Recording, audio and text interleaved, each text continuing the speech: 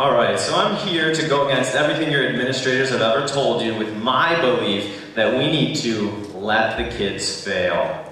And when I say that, hopefully it evokes some emotion in you. You have to think, well, where do I stand on let them fail?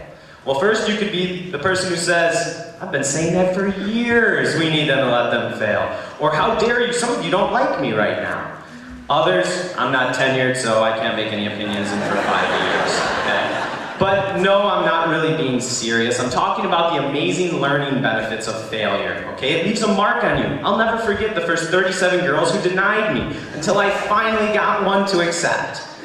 And once you learned from it, you become more successful than ever before.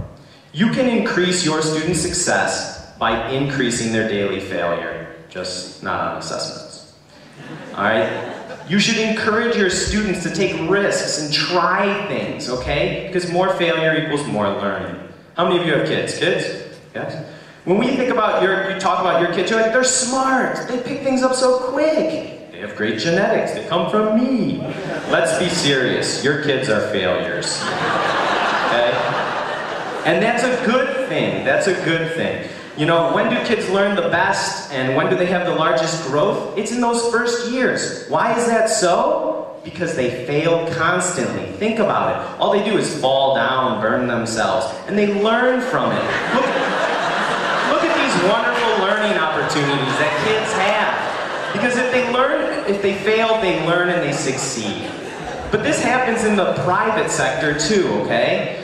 Think about the best companies in the world. What makes them so successful? Is it bailouts or revenue?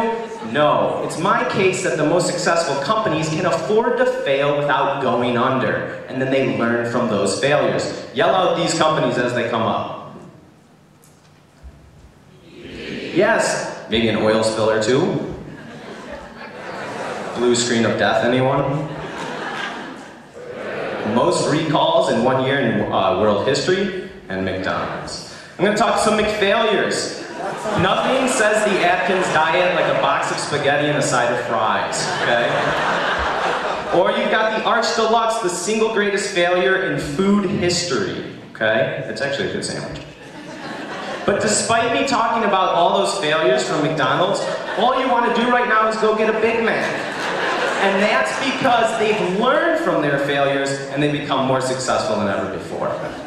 So, okay, I've convinced you, but how does that look in my class? You need to embrace failure every day. I start my classes by saying, guys, I'm going to make mistakes in this class. Is that okay with you? Watch how the culture changes. Next, I think that failure needs to be an expectation. I tell my kids, if you're not failing every day, you're not trying, you're not meeting the expectations. We have a motto, we try, we fail, we fix. We try, we fail, we fix.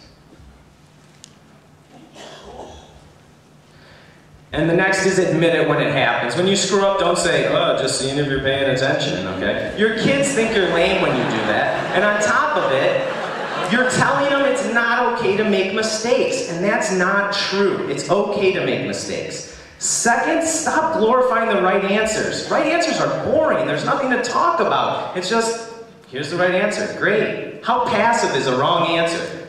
Okay?